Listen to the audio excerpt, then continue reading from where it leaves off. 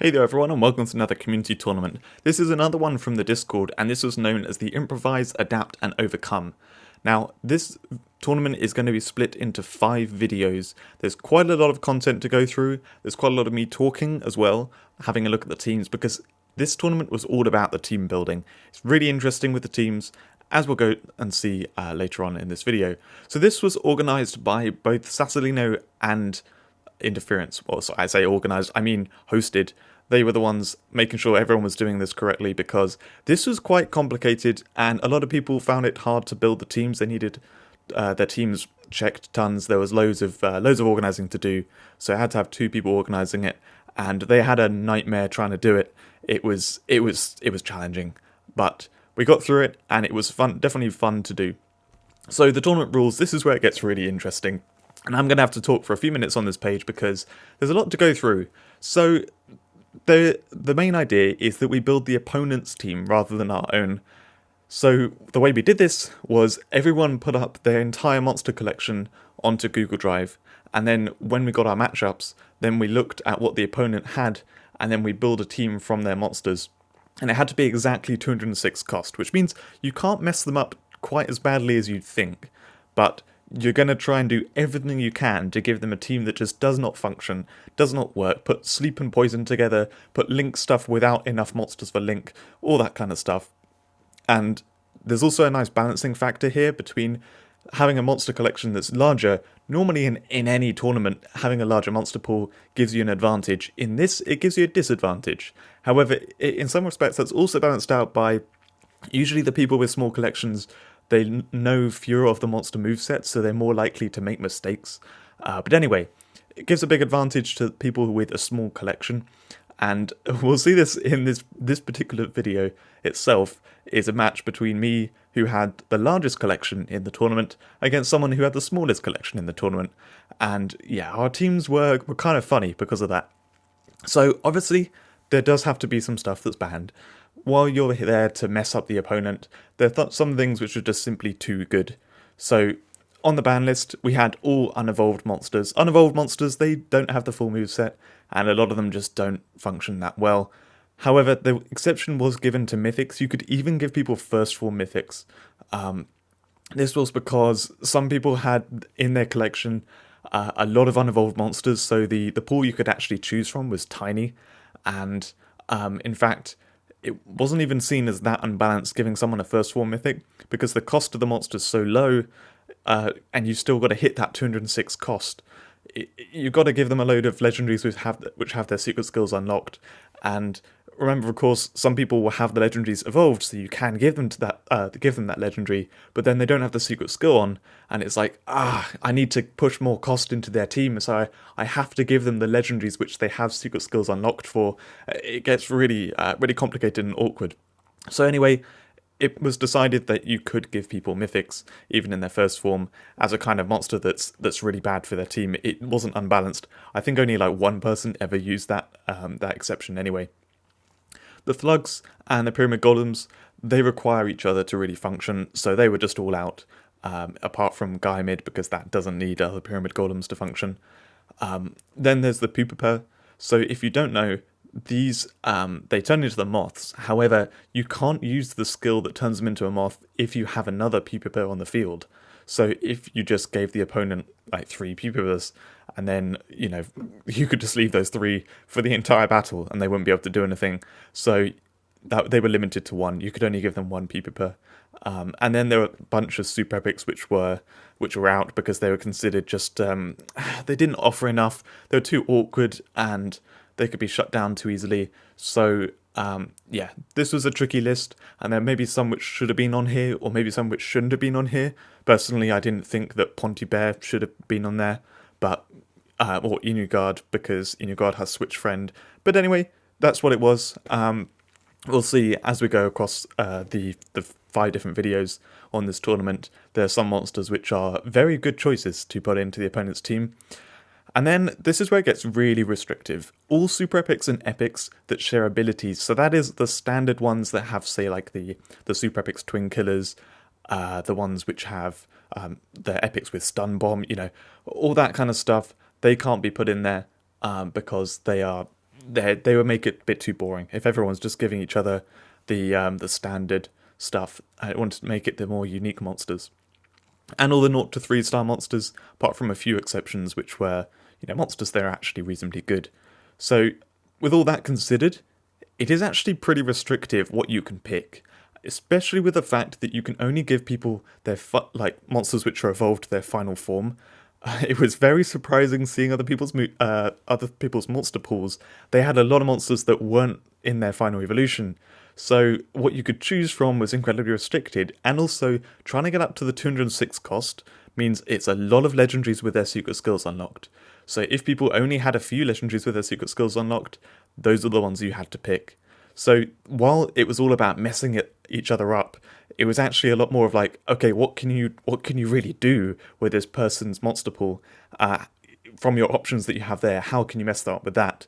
So we did see a large variety of teams. There were certain things that were picked that were probably mistakes, and other things which, were some great choices. So, very interesting, and we're going to go into the first battle in a minute. But first off, we need to look at the teams. So, this video is going to cover Killerdog versus Axel, the other parts of the quarterfinals, Lecrazer versus Alex, Woodward versus Taurus, Sassolino versus Interference. These are all the people that were involved in the tournament. And, this first battle, Killerdog versus Axel. So this is Axel's team. Now, this is a team which I made because, I'm the other person. And so I can talk through it quite a lot. I'm not going to do it too much other than to say Axel had a very, very small monster collection. If you look down at the bottom, he's got a few legendaries along there, but they're not in their final form. Like, in terms of what was actually in its final form and, what had secret skills unlocked and everything, I had to make some really tough choices. And there were a couple of monsters which I had to put in his team, which I would definitely not want to put into a team like this. Namely, Polar Boss and Scorpiogeist. Scorpiogeist is just a crazy sweeper, and when you haven't got any sweeping power, I mean, one of the main things to do in this, to mess up the other person, is take away all their offensive power so they just can't kill things properly. Scorpiogeist is completely the opposite. It's like top end of sweeping. Polar Boss 2, if you don't have sweeping power, you can't really kill a Polar Boss. So yeah, I was very worried about that Polar Boss. However, I did manage to mess him up in quite a few ways. So the main way which I messed him up is Botanic and Abyss Soldier Guardian. Those two in the front line. If you don't know Abyss Soldier Guardian, Abyss Soldier, I don't know why I'm saying Soldier Guardian, it is a protector, however it's only actually protecting if there's another Abyss Soldier on the field. And so the fact there isn't, it's just going to sit there as dead weight, and it means I could put raw stuff into the team and it's not going to work. Also, two of the moves, the Switch Friend and, I'm trying to remember it now, what it is. Double Counter Strike. They are both solo, so putting it with Botanic means that it's not only a protector that is not protecting, that's stuck there on the field, it can't use two of its moves, so all it can do is Ultra Bash, which is just a random hit 2, and Purify. Botanic also is not the most aggressive monster. It can get rid of protectors, and it can kind of slowly shield the team, but that's all it can really do. So those two monsters, my plan is to just have them sat on the field the entire battle. And in fact, as Scorpiogeist comes onto the field, the Abyss Soldier Guardian is going to block Scorpiogeist from using raw moves, so it shouldn't be too scary. All it can do is Toxic Strike. Now, other than that, what I have is a couple of protectors in the front line to stop any early aggression, try and give me a chance to kind of get into things. Those two protectors, they can't really do a whole lot. I mean, the Sleep Roulette might be a problem, but I just wanted to give him basically nothing he could do in the front line.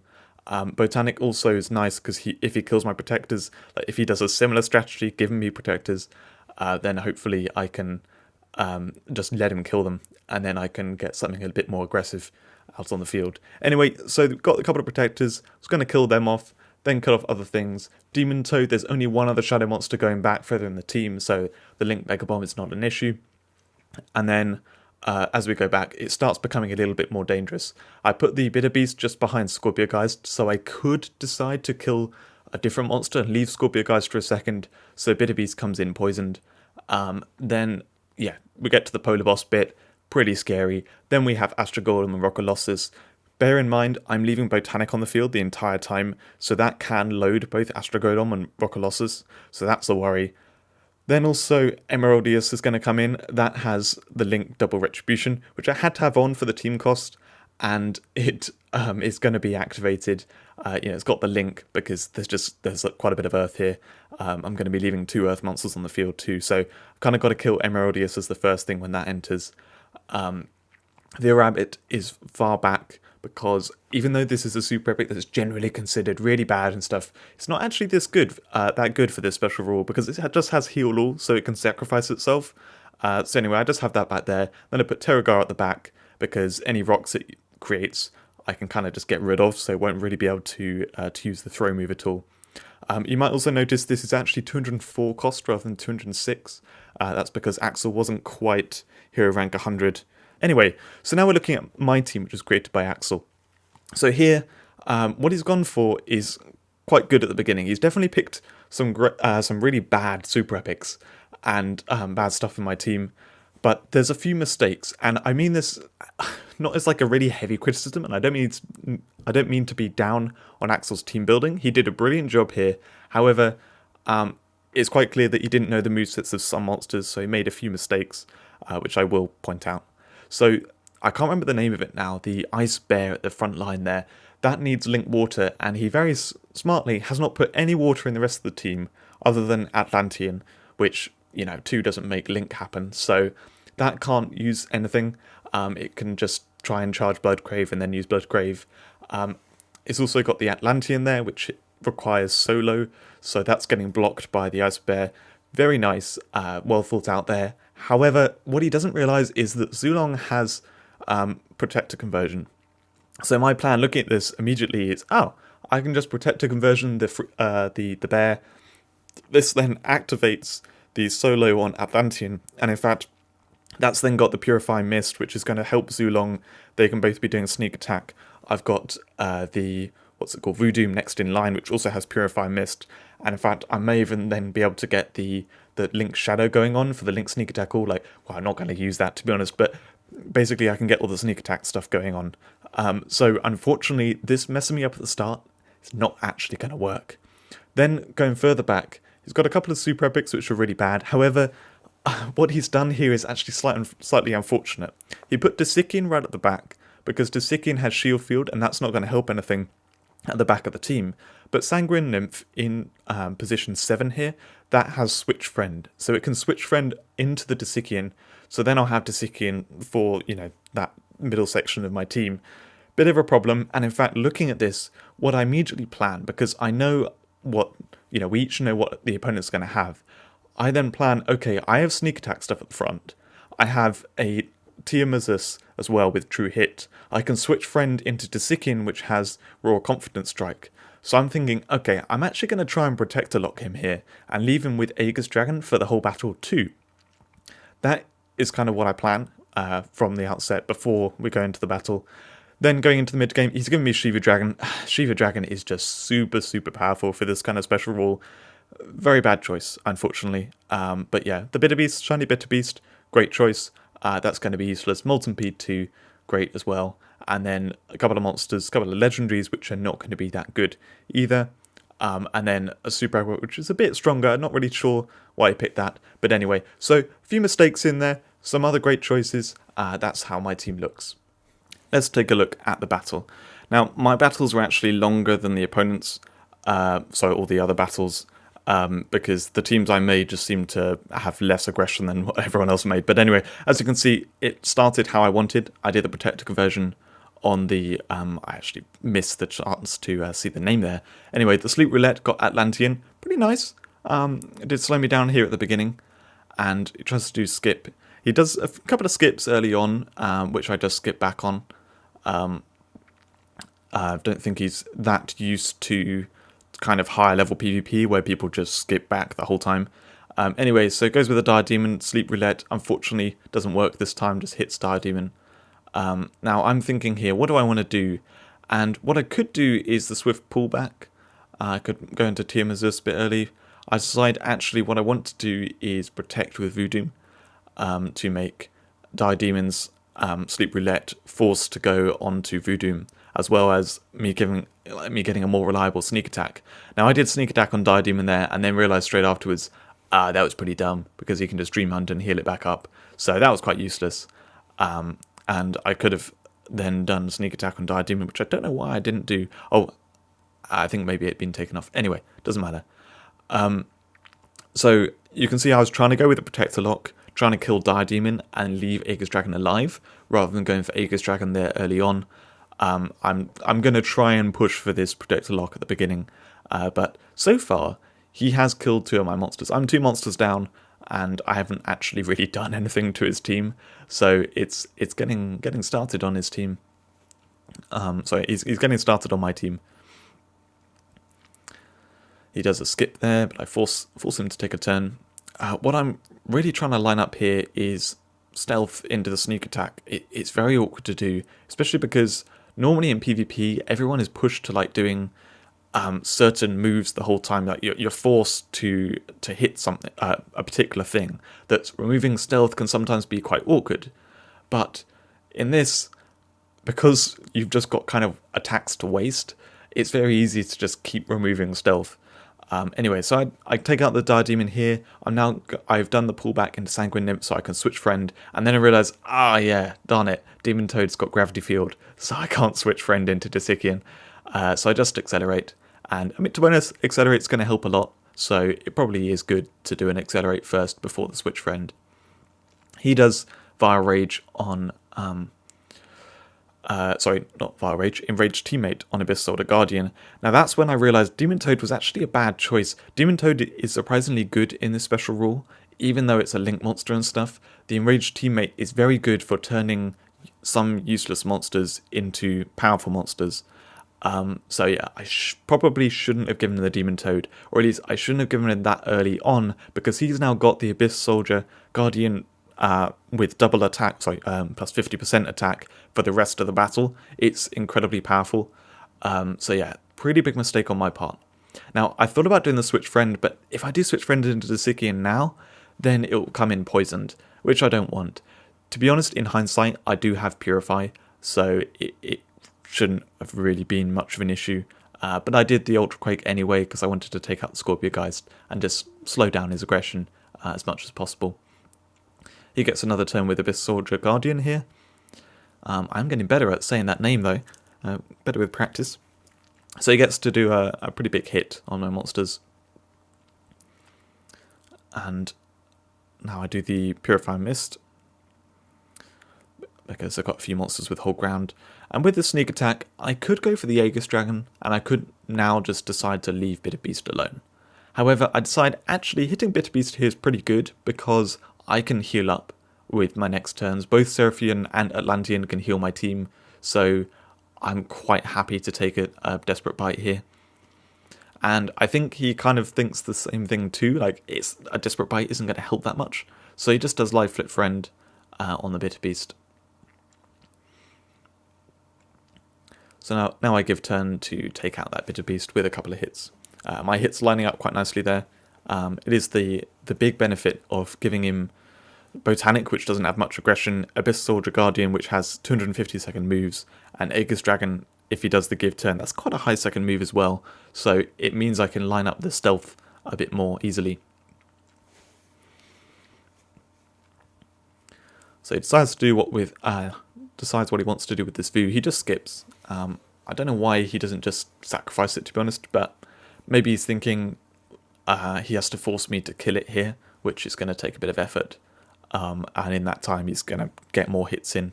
So to be honest, maybe in the long run it's better to not sacrifice the view. He gets rid of the stealth so that you can hit me with the Abyss Soldier. Pretty smart move there. Ironically, while this Abyss Soldier Guardian is a problem with how much damage it's doing, my stealth does counteract it a bit. Deciding, is it worth healing? I go for it, and Seraphian doesn't actually die, so that's quite nice. I skip, planning to kill the Vu with my sneak attack, so that then I can Raw Confident Strike the Tiamat's. Unfortunately, it doesn't kill the Vu. I was quite surprised by that. he decided to not attack my Disikian. To be honest, it doesn't matter, because I'm going to get another turn and I'm just going to heal it there anyway. But yeah, so I do get to line up the Raw Confidence Strike to kill Tiamat here. I'm trying to save my give turns on Seraphine as much as possible. I really need them to line up the Purifying Mist especially. But yeah, my team's definitely coming together now. I'm starting to kill through his team. I'm doing what I planned to do, leaving him with the Aegis Dragon. But it's going to be slow, really, really slow trying to get through here. I've only got a certain number of heals as well, because Seraphine will die at some point. Atlantean as well. It's only got 1 heal. So I can't do this forever. He keeps trying to skip. I'm wondering, do I skip back? Go for it, because I would like him to sacrifice rather than like me having to hit it. But yeah. So now I'm thinking, do I hit it, or do I now go for Aegis Dragon? Because this is probably going to take too long to get through his team. I kind of want to kill the Aegis Dragon and just get sweeping faster, rather than having to, like, you know, get the Raw going. Sorry, not the Raw. Yeah, anyway, I decided to go for Aegis Dragon and start killing that off. Just so I can get through the team faster. Which you may be screaming out going, no, why are you doing that? You're in such a good position. But I don't know. I got fed up of how long that was taking, and trying to line up the sneak attacks to hit around. I mean, his Abyss Soldier Guardian is going to be a problem in the long run, just doing steady damage to my team. Uncharged sneak attacks don't really match up to that. So I take out the Midas Dragon. He didn't sacrifice his Vu there, so slightly surprised he didn't, because he could have a bit more aggression going on, I think, if he did sacrifice it, because then he could have 2 monsters which are doing something. The Death Revenge unfortunately hit my Disikian. Would have loved to keep that Disikian, but it didn't work, didn't pan out.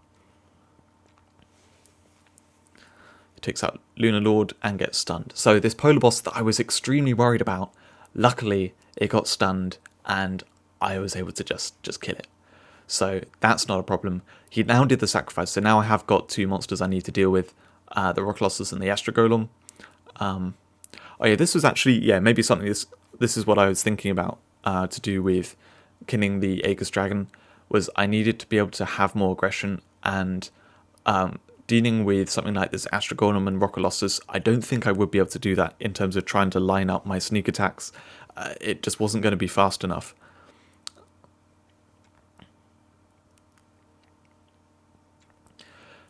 There I definitely made a mistake. I didn't think the Zulong's sneak attack was going to put Rocolossus down to hold ground. And then when I saw the sneak attack from Atlantean, I was like, wow, actually that did a lot of damage. So I probably should have just skipped with Shiva Dragon behind Rocolossus, got rid of the shield that way, done the sneak attack, put it down to hold ground, and then finished it off with Seraphine or Shiva Dragon, whatever was lined up. So yeah, slightly inefficient at this point. He is now going to get turns with Astro Golem and Rocolossus. They're coming up fast. He skipped behind my Zulong. Big mistake at that point. He did the Ultra Quake afterwards. He definitely should have done that first. I was completely assuming that he was going to remove my stuff from Zulong. I was panicking, thinking, oh, he's gonna get turns and stuff. But he gave me a chance to do the sneak attack, and then my Crescendo Blast just kills the Astro Golem. That was pretty tight there.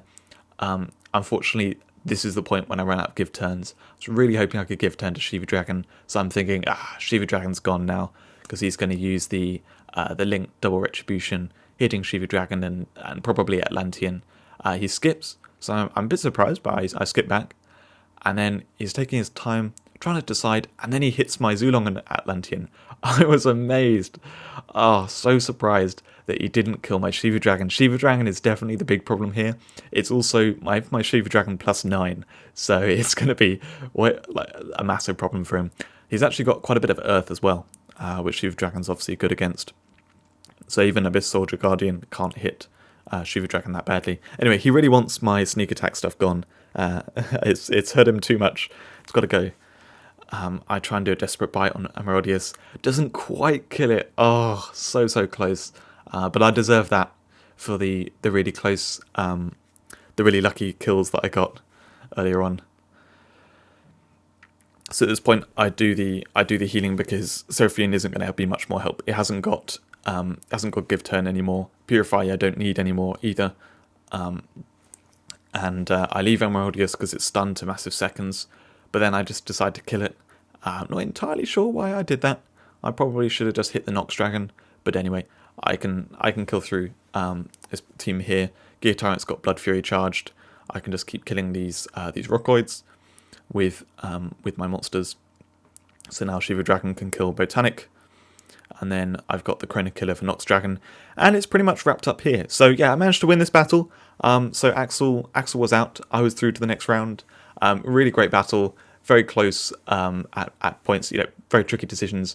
Hope you enjoyed watching it. Hope you enjoy watching the rest of this tournament. The second video will be coming out pretty soon. So yeah, I'll see you in that.